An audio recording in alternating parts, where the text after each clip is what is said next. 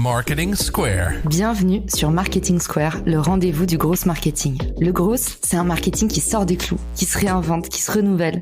C'est aussi un mindset qui repose sur l'envie de se dépasser, de se détacher de ses opinions une bonne fois pour toutes et d'apprendre en continu. Si tu te reconnais dans cette description, que tu sois débutant ou expert, abonne-toi. Ce podcast va devenir ton meilleur allié.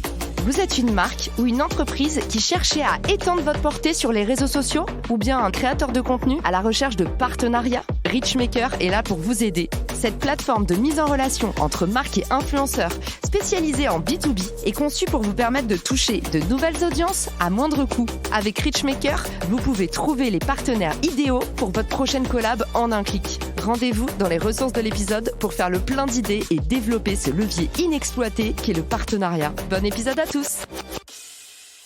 Bonjour à tous et bienvenue dans ce nouvel épisode de Marketing Square. Aujourd'hui, je suis accompagnée de Cécile Bannon, la grande prêtresse du Ikigai. Dans cet épisode, on va vous expliquer comment utiliser le Ikigai pour transformer votre carrière. Salut Cécile.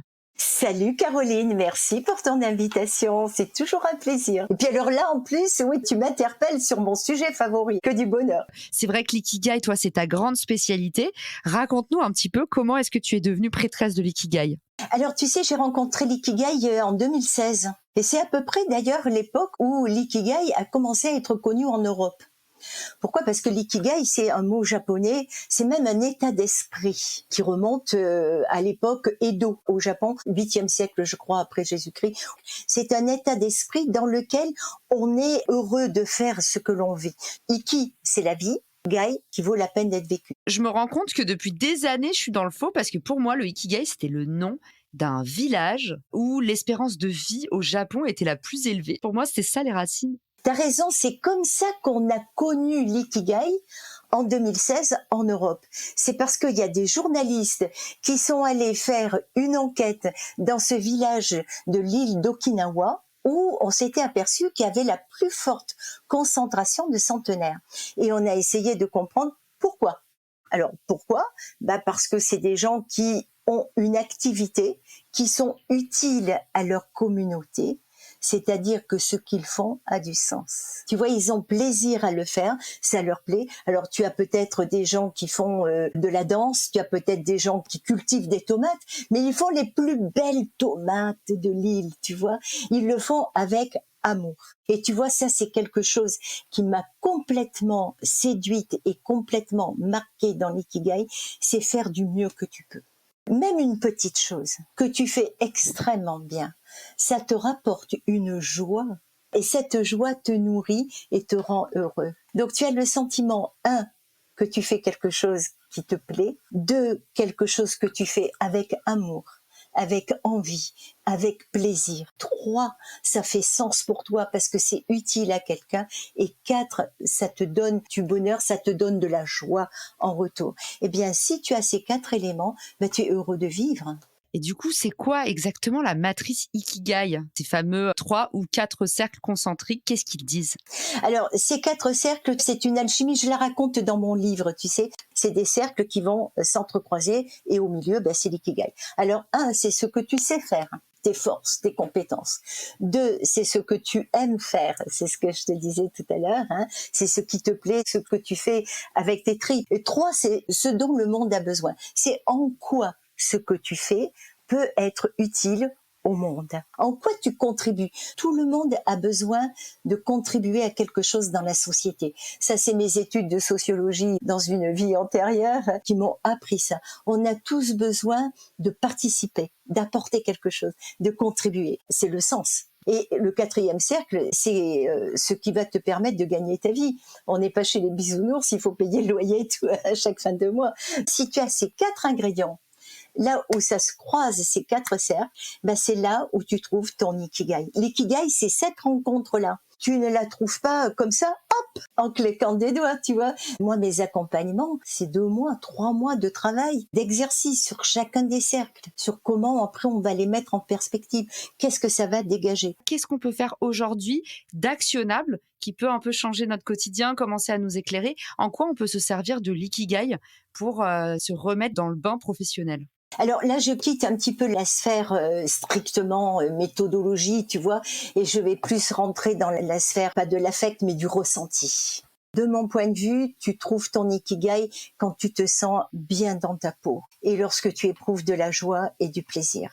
Lorsque tu fais quelque chose avec amour. Prenons un cas professionnel. Si tu peux faire monter un alternant, par exemple un jeune qui arrive ou quelqu'un qui débute, qui est pas bon, quoi. Si toi tu arrives à lui insuffler, à lui partager le coup de main, rien qu'à l'oral, rien qu'en l'aidant, ça illumine ta journée.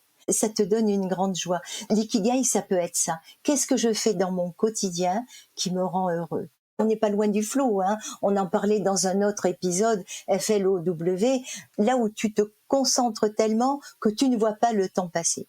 Note les petites choses dans ta vie qui t'apportent de la joie, qui t'apportent du plaisir. Encore une fois, c'est peut-être une petite joie ou une grande joie, mais tout ce que tu peux faire en faisant toujours mieux.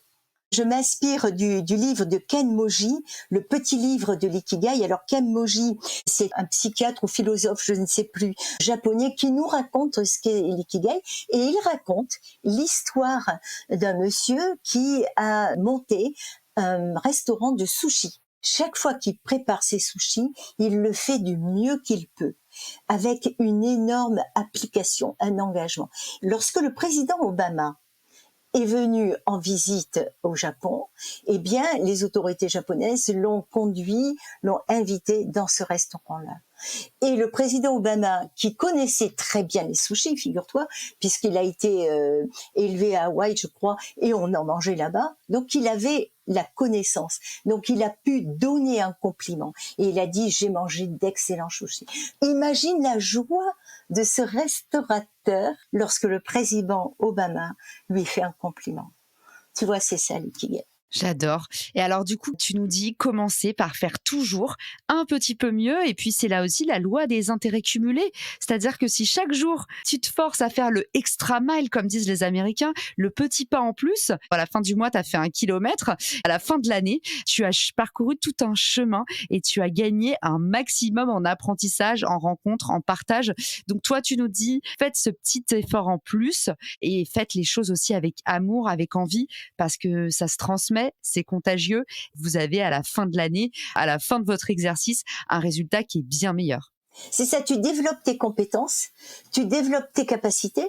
Et par exemple, tu vois, tu pourrais même le faire dans tes relations. La qualité des relations sociales, c'est bien mieux que la relation sociale tout seul. C'est lui donner une qualité, être dans une meilleure écoute que l'autre, être dans une meilleure empathie. Forcément, ça rejaillit sur quelque chose d'extrêmement positif. On est des humains, on a tous besoin de nous entendre entre nous parce que c'est magique. Génial. Eh ben, merci beaucoup, Cécile, pour tout ce que tu nous as partagé. On mettra ton livre quand il sortira dans les ressources de l'épisode. Du coup, là, c'était l'épisode Comment transformer sa carrière grâce au Ikigai. Est-ce que tu as un petit conseil de fée pour nous, pour clôturer l'épisode? C'est de toujours chercher ce pourquoi vous êtes fait. Même Steve Jobs le disait. Vous ferez bien votre travail si vous aimez votre travail. Si vous n'avez pas encore trouvé, continuez à chercher.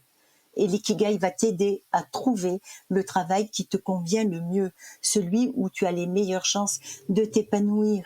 Merci Cécile pour ce petit shot d'amour, c'était cadeau. Pour te retrouver, LinkedIn bien sûr, on vous met tous les liens dans les ressources de l'épisode et puis on vous dit à très vite pour un nouvel épisode de Marketing Square. Ciao! Si cet épisode te plaît, tu peux le partager en me taguant ou lui laisser 5 étoiles sur Apple Podcast. Marketing Square.